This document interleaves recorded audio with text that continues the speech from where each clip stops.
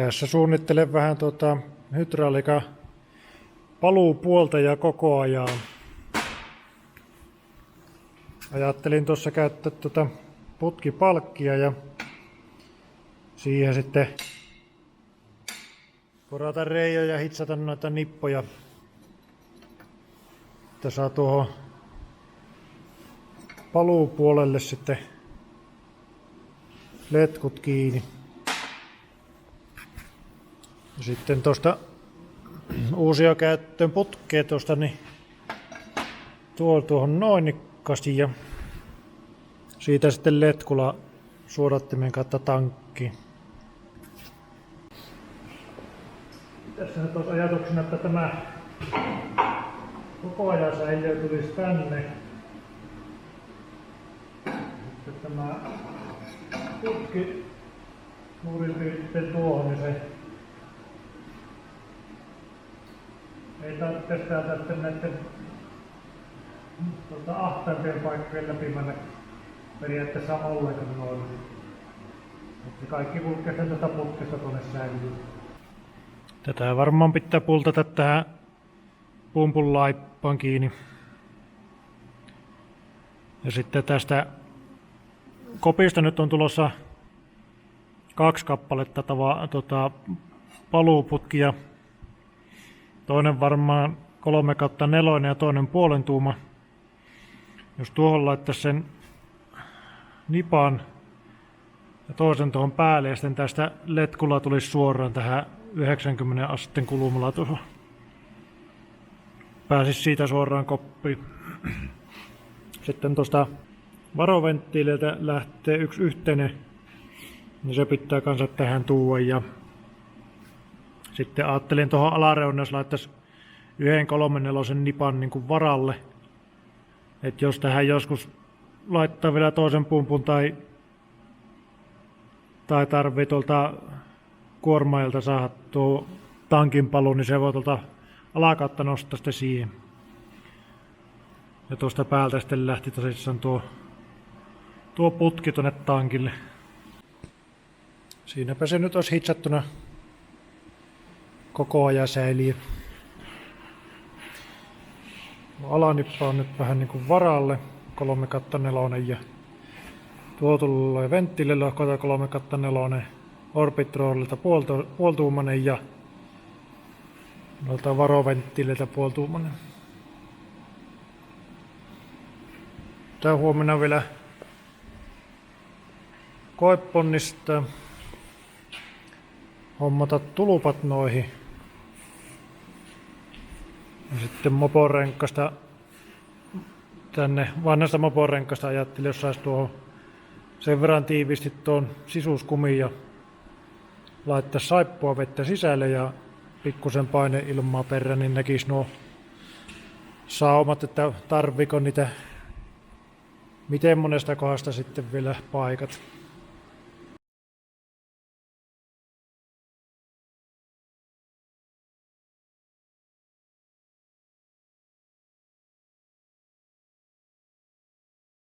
Eihän se ihan tiivis ollut.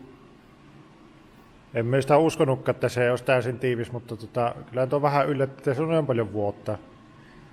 Mutta pitää tässä nyt ruveta testailemaan taas digihitsasta, jos sen saisi sillä tiiviimmäksi. Tuon kaverin konelainassa täällä, tai sijoituksessa, kun hänellä ei ole omaa tallia nyt vielä, niin se on täällä pyörinyt pari vuotta jo. Mutta katsotaan minkälaista se tulee. Me on sillä muutaman kerran, jotta pikku alumiini rosteriosia hitsannut, mutta aika vähän. Pikku se on vielä vierastyylisen, mutta kokeillaan. On tässä harmaata elektrodeja.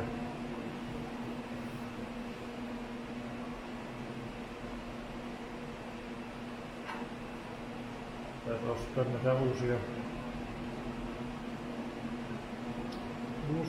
linssejä ja muuta.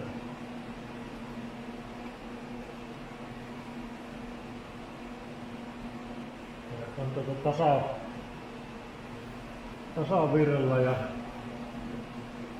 muuten on kyllä asetukset kyllä aika hakuisesti, että katsot mitä se tekee.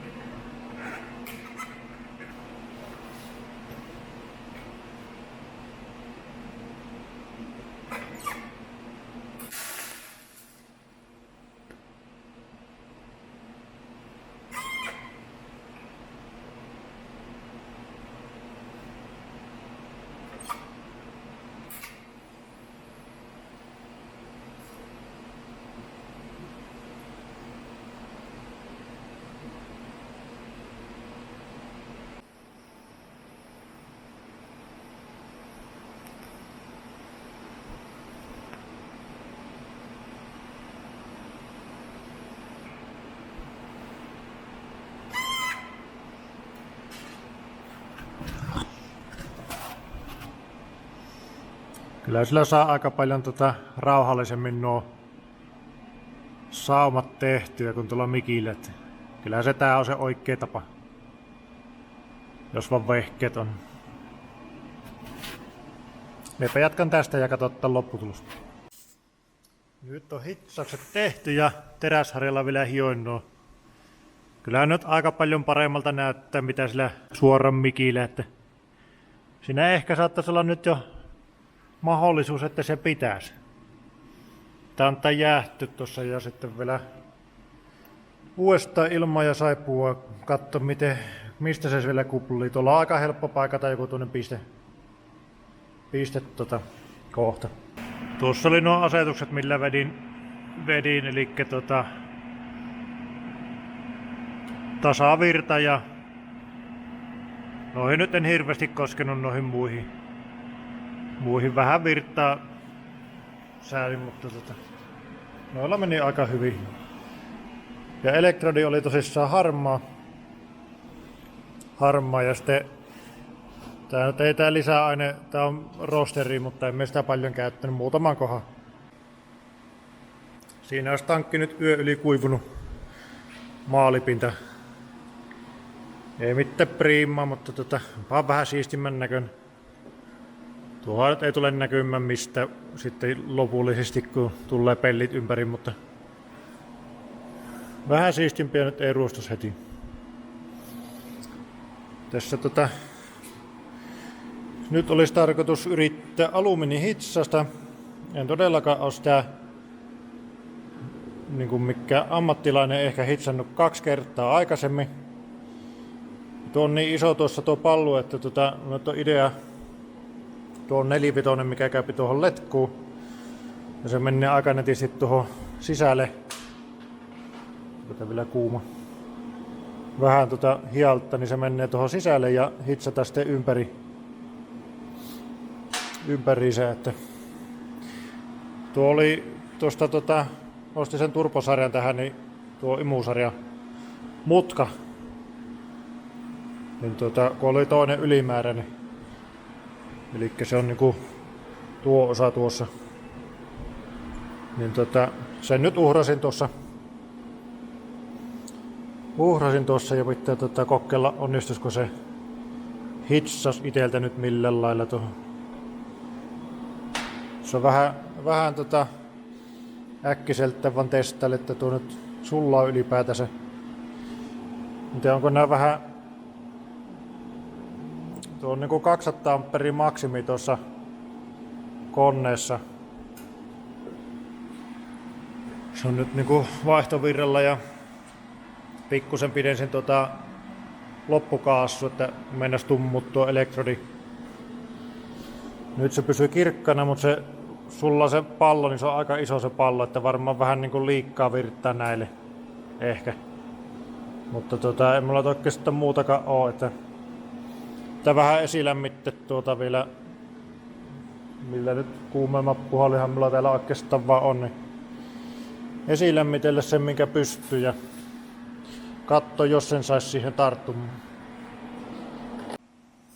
Niin tuossa esilämmitin sitä ja täppäsin pari täppää nyt tuossa kiinni, että kokeillaan nyt jos sen sais siihen hitsattu ympäriinsä.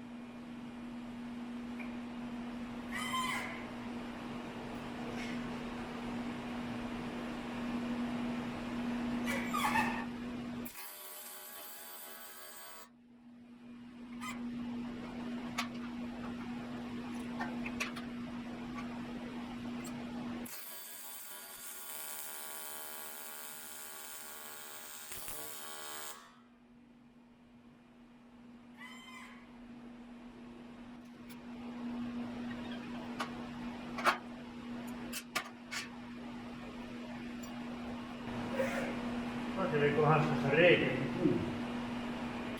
Joo, kyllä me tiedät, että tälle hitsarit nauraa ihan varmasti tälle saumalle, mutta tämmöisellä tajolla tämmöstä. Pikkusen paskasta olisi varmaan pitänyt säättää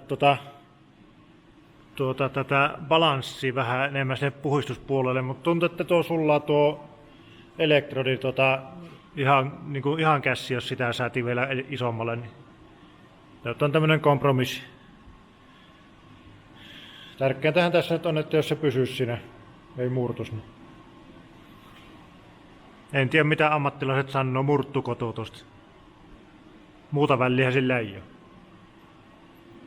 Sitten vielä varmaan antaisiko vähän jälkilämpöä tuosta kuumemman puhaltimella, niin ei liian äkkiä jäähtys. Tääkin nyt näyttää, että se ei ainakaan saippua vedellä näyttänyt vuotavaa. 2-3 kertaa piti vielä ykkösreikiä paikata, mutta siitä se.